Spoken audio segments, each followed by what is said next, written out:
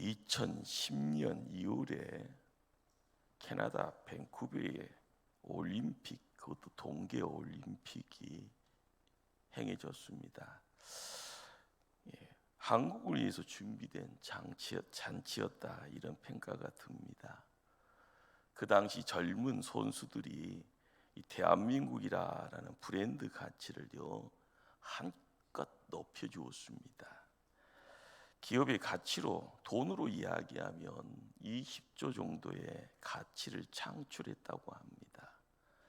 김연아 선수를 모델로 쓴 전자제품이요 296%의 신장을 가져왔고요, 화장품은 370%의 판매 실적을 가져왔다고 합니다.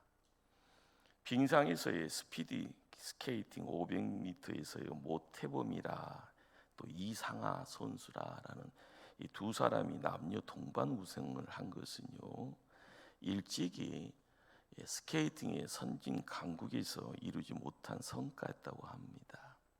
물론 밴쿠버 올림픽의 최고의 선수는 김연아 선수였습니다. 그런데 여기에 숨겨진 선수가 있었습니다. 5,000m의 은메달, 10,000m에 25바퀴를 돌아서요 금메달을 딴 선수 이승훈이라는 사람입니다. 스피드 스케이팅의 장거리 우승은요 동양인은 다리가 쏘다리라고 해서요 어떻게 보면은 불가능한 것처럼 보였던 종목입니다. 그러기에 이전에 최강국이 네덜란드였고요, 이승훈 선수는 이 네덜란드 선수를 한 바퀴 이상을 추월하는 그런 장면을 연출하며 전 세계 입을요 다물지 못하게 했습니다. 우승보다 더 아름다운 이야기가 나중에 들려왔습니다. 10개월 전에는요 쇼트트랙 단거리 선수였던 이승훈이요 올림픽 국가대표 선발전에서 탈락합니다. 3개월을요 방황을 했다고 하죠. 그리고 나서요 스피드 스케이트로 전환을 합니다. 그리고 아시아 최초의 10,000m 우승, 또 스피드 스케이팅에서 유일하게 올림픽 신기록을 수립했다고 합니다. 이것이 어떤 상황인가 하면은요 멀리 뛰기 선수가 마라톤 선수로 전환하여서 그것도 1등으로 우승한 것처럼 보여지는 겁니다. 이걸 기적이라고 하죠. 그리고 이승훈 선수는요 이 10,000m를 평생에 2번밖에 뛰지 않았다고 하죠. 그런데도 우승한 겁니다. 실패에 아픔에서 주저앉아 있지 아니하고 다시 일어나 인간 승리한 겁니다. 그에게 있어서 쇼트트랙의 실패가 스피드 스케이팅의 영광을 가져다 준 겁니다. 우리 인생을 가장 맛있게 살아갈 수 있는 희망 온도가 몇 도요라는 그런 주제를 가지고요 심리학자들이 연구를 했다고 하네요. 몇 도일 것 같습니까? 고난의 온도였다고 합니다. 이 고난의 온도라는 것이 뭘 이야기를 할까요? 인생을 어떨 때 가장 활기차게 살아갈 수 있는가? 약간의 고통이 있을 때 인간은 오히려 활기, 희망을 가져다 둔다고 하지요. 너무너무 평안하면 나태에 빠지게 되고요 활력을 상실하게 되고 맙니다. 고난, 위기 결코 나쁜 것만은 아닌 겁니다. 창세기 그리고 출애굽기, 우리는 성경을요 접하게 되면 제일 먼저 창세기, 그 다음에 두 번째 책이 출애굽기라는 것을 압니다. 이 출애굽기는 창세기 역사를 이어가는 그런 이야기입니다. 우리말 성경에는요 번역이 생략되어 있지만 히브리의 성경은요 그 고어가 뭐로 되어 있는가 하면은요 우리말로 이야기하면 그리고 영어로 이야기하면 and라는 접속사로 그 명칭을 이제 책명을 이야기를 합니다. 출애굽기는요 독립된 책이 아니라 창세기의 연장, 이런 그런 뜻이 됩니다. 구약의 중심 메시지는 하나님 나라입니다. 하나님 나라는 그 내용은요 하나님이 우리를 다스린다라는 그런 의미입니다. 창세기는 천지를 창조하신 하나님이 온 우주의 주인이다라는 것. 그래서 모든 주권이요 하나님께 있다라는 것을요 이야기하는 책입니다. 하나님이 그래서 이 세상을요 다스리십니다. 이것을요 의문점을 그래서 연구해보고 그리고 뭐 고고학적인 탐사를 이루어간다 할지언정 진리가 이야기하는 내용은요 하나님이 살아계시며 우리를 다스리십니다. 또한 이 출애굽기라는 이 책은 하나님 백성을 구원하는 이야기입니다. 하나님이 우리를요 딱 붙잡고요 구속하였다. 그래서요 우리는 성경을 읽어가면서요 의미가 이렇게 모아지는 가운데 하나님이 우리를 다스린다라는 것은 이거 당연한 이치죠라고 인정하게 되었을 때 우리의 어떤 삶의 자리가 조금 선명하게 보일 줄 압니다. 창세기 출애굽기의 주제는 하나님 나라입니다. 창세기는 세상의 열조의 창조요, 출애굽기는 하나님 백성의 창조 이야기입니다. 그러기에 우리는 이 창조 이야기를 접하면서요 하나님은 우리와 이렇게 시선을 모아가는 가운데 우리 또한 하나님께 시선을 모아가는 그 자리에 접촉점에 한 인물을 세우시는데 그 인물이 믿음의 조상이라 이야기되어지는 아브라함입니다. 그 아브라함을 세우셨습니다. 왜 아브라함이냐고 묻지 마시길 바랍니다. 하나님이 선택하고 세우시고 하나님 말씀합니다. 내가 너를 큰 민족을 이루리라. 너를 축복하는 자에게 내가 복 내리리라. 너를 저주하는 자에게는 내가 저주하리라. 하나님께서는요 아브라함에게 약속한 그 복을요 시간이 지나서 요셉이라는 인물을 통하여 구체적으로 이루어 가십니다. 하나님은 중조부가 되지죠. 아브라함이요. 거기에 약속한 하나님의 나라의 꿈을요 증손자가 되는 요셉을 통해서 이루어 가십니다. 그래서 요셉의 꿈이 뭐냐, 요셉의 비전이 뭐냐 하는 그 내용은요 아브라함하고 이렇게 묶어져 있는 겁니다. 그 꿈을 이루는 데 있어서 우리는 깜짝 놀랍니다. 왜 요셉이 애굽 땅 머나먼 곳으로 노예로 팔려가는지요. 출애굽기는요 요셉이 애굽으로 입국하는 이야기라 하면은요 출애굽기는요 요셉의 애굽 백성을 애굽에서 나가는 이야기라 하면은 요셉의 이야기는 애굽으로 들어가는 이야기입니다. 그러니까 창세기 후반부에 이제 요셉이라는 인물이 애굽으로 들어가는 이야기에 온갖 죽을 고생을 우리가 이렇게 살피게 되죠. 그러나 요셉은 꿈을 포기하지 않습니다. 고난이 심하면 심할수록 요셉의 꿈은 더욱 단련되어 굳게 강해질 뿐입니다. 요셉은 누명 써서 감옥 생활을 합니다. 재밌는 것은 거기에요 한 개인의 역사가 아니라 국가의 역사에 하나님의 손길이 있습니다. 애굽 땅에 정변이 일어납니다. 요셉과 같은 셈족이라 이야기되는 익소스 왕족이요 애굽의 왕권을 쟁탈합니다. 감옥에 갇혀 있는 요셉은요 그걸 잘 모르죠. 술 맡은 간원장, 떡 맡은 간원장을 통하여서 정치의 쓴맛의 내용들을요 정치 수업을 받습니다. 하나님께서는요 꿈을 통해서요 익수스 왕족과 요셉을 만나도록 역사하고요 그 역사하는 그 자리에서 요셉은 시간이 지나서 애굽 땅의 국무총리가 됩니다. 제2인자의 자리, 권력의 정상에 전점을 찍는 그 요셉, 부귀영화를 누렸다고 이야기할 수 있죠. 그래서 요셉 때문에 아버지 야곱의 친족들이 70명이 애굽 땅으로 들어오게 됩니다. 요셉이 죽으면서 유언을 남깁니다. 당신들은 여기서 내 해골을 메고 올라가겠다고 해라. 죽어서 자기를 가나안 땅으로 옮기라 이야기를 합니다. 그래서 후손들은요 그의 몸에 향이 재료를 넣고 입간하고요 애굽에서 장례를 치릅니다. 요셉의 꿈이 무엇일까요? 애굽 땅에 국무총리 되는 건 아니고요. 자기의 친족들 70명이 편안하게 먹고 사는 것 더더욱 아닙니다. 아브라함에게 주신 하나님의 꿈을 이루어드리는 바, 가나안 땅에 하나님 나라를 세우는 그런 내용. 그러나 애굽에서 요셉은 장례를 치릅니다. 그리고 400년이 지나는 겁니다. 우리는 출애굽의 문이 열려지면서요 출애굽기 1장을 통해요 야곱의 가족 70명이 명단을 우리는 보게 됩니다.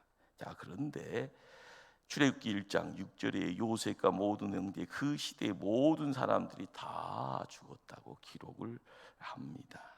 그러나 하나님이 약속하신 대로요 이스라엘은 생육하고 번성하여 큰 민족을 이루었습니다. 창세기 1장 28절의 이야기입니다. 복을 주리라.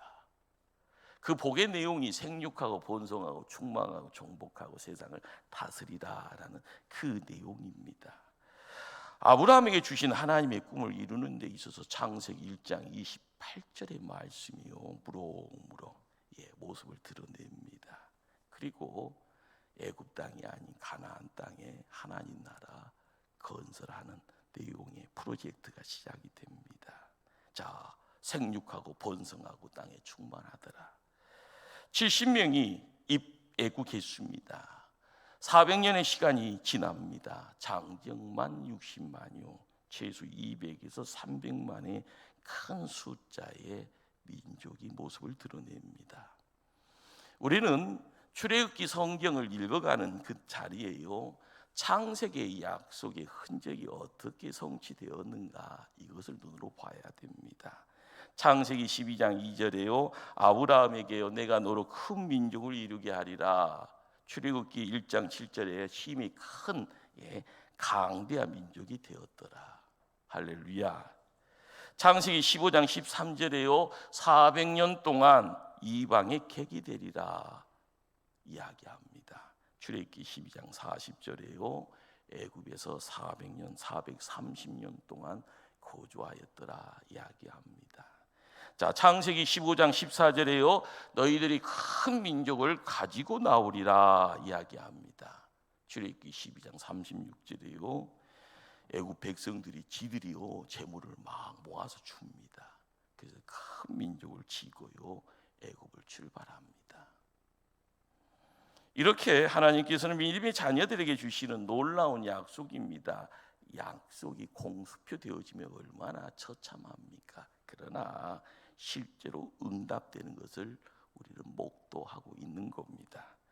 이 시대의 믿음의 성도들에게도요 하나님의 복이 더 크게 구체적으로 응답되어지기를 축원합니다. 출애굽기라는 명칭이요 히브리어로 되는 구약 성경을 헬라어로 번역했던 70인역이라는 것이 있죠. 거기에서요 엑소도스, 영어로 엑소도스 나오다라는 거죠. 그래서 어디서 나오냐? 애굽에서 나온다 해서 출애굽기라라고 이야기를 합니다. 탈출이다, 밖으로 나온다, 출발한다 이런 뜻입니다. 우리가 출애굽기 40장으로 되어져 있다라는 것을 머릿속에 두고 있을 때 1장부터 18장은요 애굽에서 탈출하는, 그래서 어떻게 보면 구속의 구원의 이야기입니다. 그리고 19장부터 40장까지는요 무슨 내용일까요? 예배에 관한 이야기입니다. 이처럼 출애굽기는 구원의 책이고요 동시에 예배의 책입니다. 구원받는 일과 하나님께 예배 드리는 일은요 신앙생활의 근본이고요 기본이다라는 겁니다. 그러기에 출애굽기를 읽어가면서 구원과 예배가 무엇이오 라는 것을 아는 것이요 우리가 이 땅에서의 생활, 강야 생활이라고 이야기되어지죠.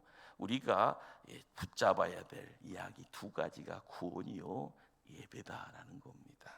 그러기에 출애굽기의 핵심 주제 손구가 무엇일까? 홍 목사는요 출애굽기 19장의 말씀을 찾아 들어갈 때 4절로 6절의 말씀 함께 봅니다. 내가 어떻게 너희를 독수리 날개로 너희를 업어내기로 인도하였음을 너희가 보았느니라. 세계가 다 내게 속하였나니 너희가 내 말을 잘 듣고 내 언약을 지키면 너희는 모든 민족 중에서 내 소유가 되겠고 너희가 내게 대하여 제사장 나라가 되며 거룩한 백성이 되리라. 우리가 믿음 생활을 통하여서요, 믿음이 바라는 것이 실상에 보이지 않는 것의 증거라라는 어떤 이 명제 앞에 놓이게 됐을 때요, 출애굽기 14장을 통하여서 이스라엘 백성의 삶의 흔적이 무엇이었는고라는 것, 그것을 알아갈 때 지금 우리의 인생에 풀리지 않는 열쇠가요, 말씀 속에 있음을 깨닫게 될 줄 압니다. 본문 1장 8절에요, 창세기와 출애굽기 역사를 선명하게 갈라놓는 한 구절이 등장합니다. 1장 8절입니다. 요셉을 알지 못하는 새 왕이 일어나 애국을 다스리더니.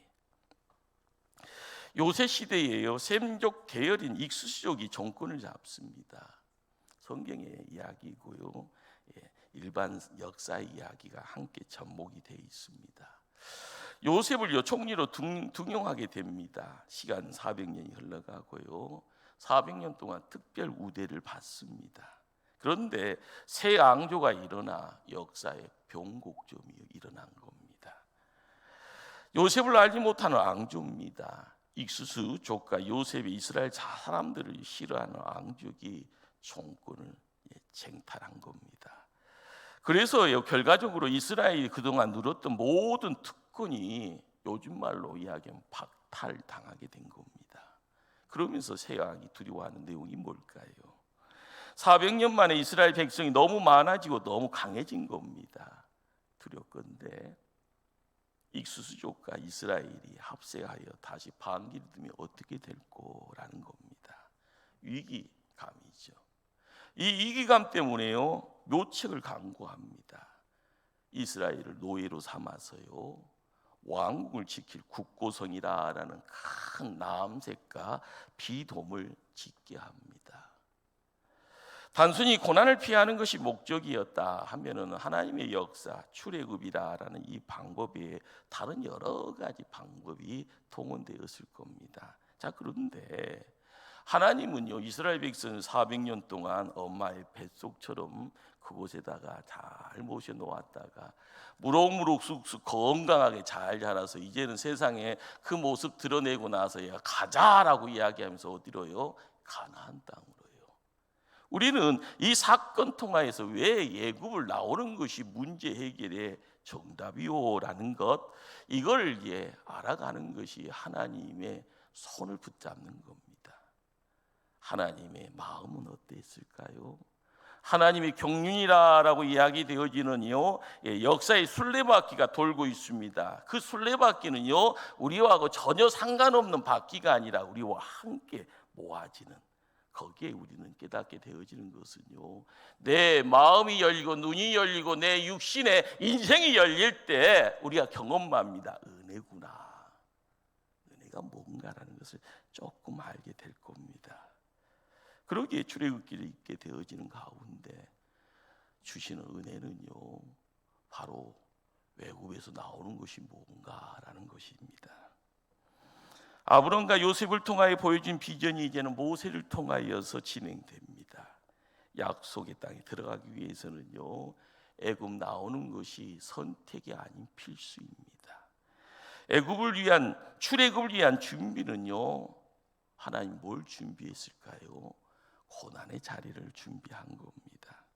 고난을 통하여 하나님께서 이스라엘 백성에게 고난의 소망과 그리고요, 목적지를 선명하게 보여줍니다. 그 당대 그들에게 찾아왔던 고난은 어떤 모습이었을까요?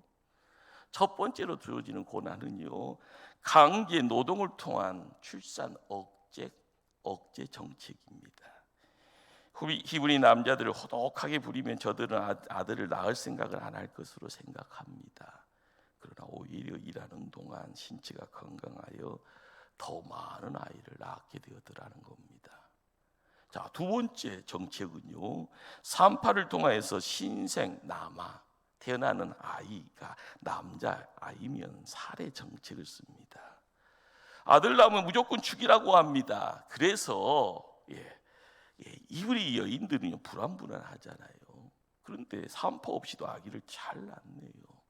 산파가 달려옵니다. 그러나 산파가 하나님을 경외함으로 아이를 죽일 수 없었더라라고 이야기합니다. 그래서 세 번째 정책이 등장을 합니다. 신생나마를요 나일강에 투척하는 정책입니다.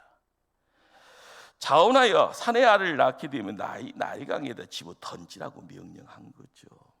그렇지 않으면 가족의 모든 사람들을 다 죽이겠다고 협박합니다. 우리는 출애굽기 1장의 일련의 이런 사건들이요 오늘날 우리에게 뭘 주시려고 하는 하나님의 마음, 하나님의 계획, 하나님의 메시지가 있을까요? 첫 번째로요 하나님의 백성은 고난 때문에 망하지 않는다라는 겁니다.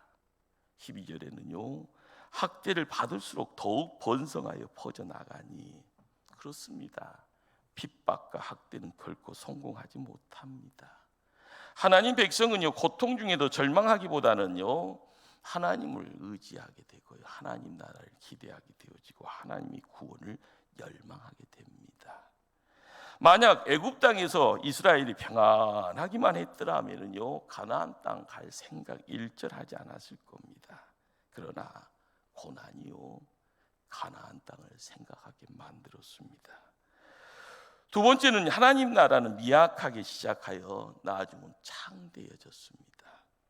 출애굽 시작은 애굽에서 내려간 야곱의 12 아들의 이름을 기록합니다. 고작 70명입니다. 이 작은 무리로 제사장 나라를 세우는 것이 하나님의 뜻입니다.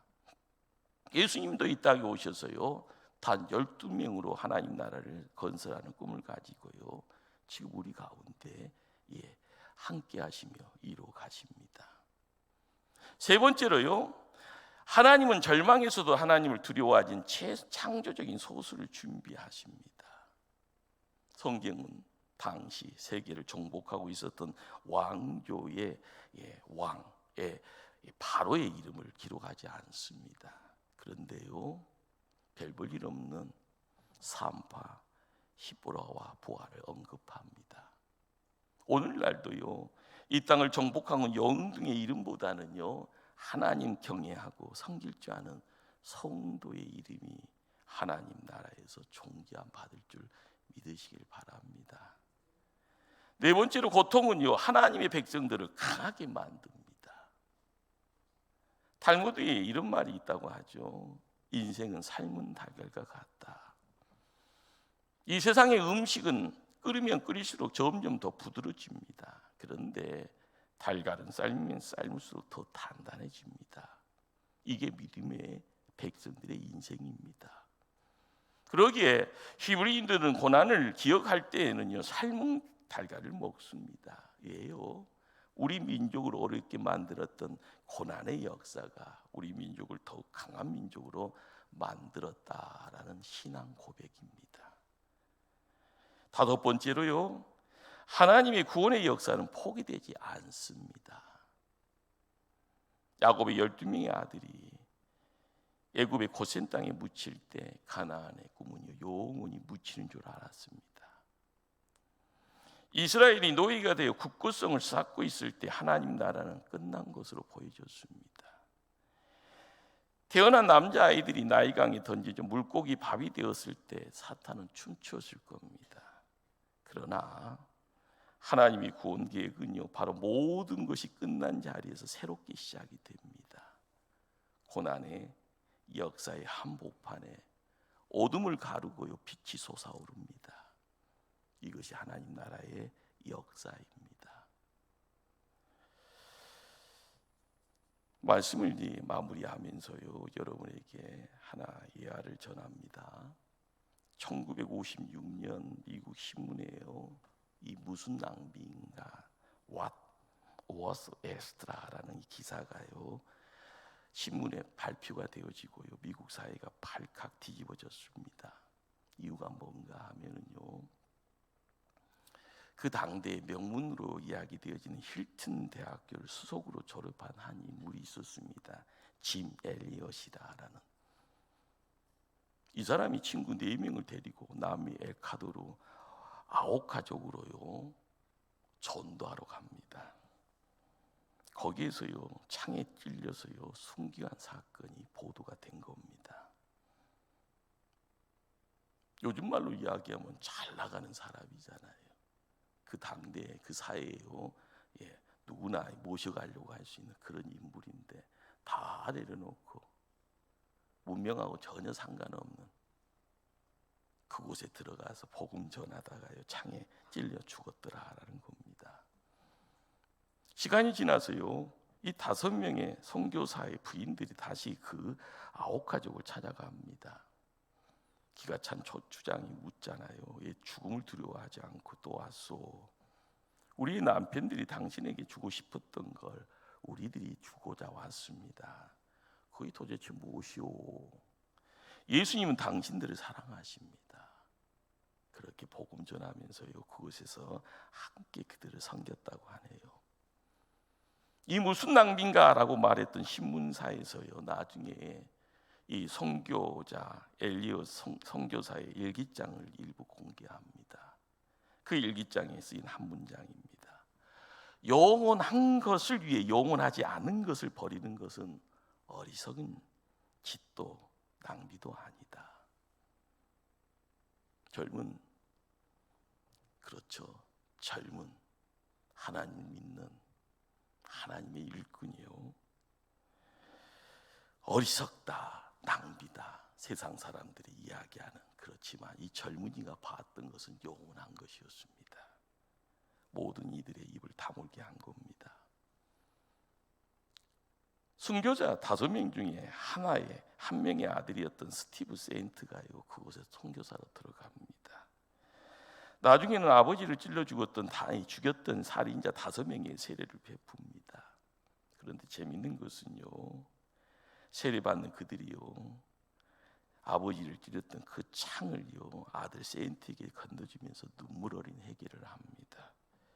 그리고 세례받았던 5명 중에 4명이 목사가 되고요 한 사람은 복음 전도인으로 헌신하게 됩니다. 가장 중요한 내용은요 아오카족 모두가 하나님께 돌아오는 놀라운 역사가 일어나게 되었다는 겁니다. 이 내용은 스티브 세인트의 창끝이라는 책을 통하여서 우리에게 알려진 사실이고요 이것이 영화가 됐습니다. 창끝이라는 이름으로요. 우리가 명심해야 될 것이 뭘까요? 그냥 흘러가는 그냥 뉴스거리가 아닙니다. 이것이 기독교입니다. 이것이 하나님 나라고요 이것이 하나님 백성들의 삶의 자세입니다. 우리의 삶을 하나님 어떻게 이끌어 가실까? 다시 한번 잠잠히 찾아오셔서 우리의 마음을요 만져주십니다. 그리고 자세가 잘못되어 있으면 모두 마주고 우리의 눈빛이요 다른 곳을 향하고 있으면 우리의 눈의 시야를 모아주실 줄 압니다. 그곳에 하나님 나라 있습니다. 기도하십니다.